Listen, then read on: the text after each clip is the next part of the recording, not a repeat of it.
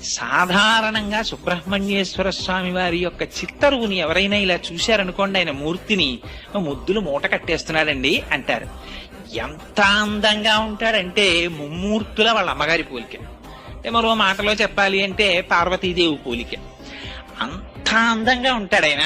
మహానుభావుడు ఆ విభూతి రేఖలు పెట్టుకుని, ఆ కుంకుమ పెట్టుకుని, ఆ చేతిలో శక్తి శూలాన్ని పట్టుకుని నిలబడితే ఆ వల్లీ దేవసేన సహిత సుబ్రహ్మణ్యేశ్వర స్వామి వారి దర్శనము చేసినంత మాత్రం చేత మనస్సు లయమైపోతుంది. అయితే అనేకమైనటువంటి దేవతాంశములు జన్మించాయి, కానీ వీటికి లేనటువంటి చిత్రం అంతా సుబ్రహ్మణ్యేశ్వర స్వామి వారి అవతారం దగ్గర వచ్చింది. ఎందుచేత అంటే మీరు ఏ గ్రంథం తీసుకోండి, పవిత్ర గ్రంథం శ్రీమద్ రామాయణం తీసుకోండి, బాలకాండలో సుబ్రహ్మణ్యేశ్వర స్వామి వారి అవతారం చెప్తారు. భారతం తీసుకోండి, సుబ్రహ్మణ్యేశ్వర స్వామి వారి గురించి చెప్తారు. వామన పురాణం తీసుకోండి, సుబ్రహ్మణ్యేశ్వర స్వామి వారి గురించి చెప్తారు. స్కాంద పురాణం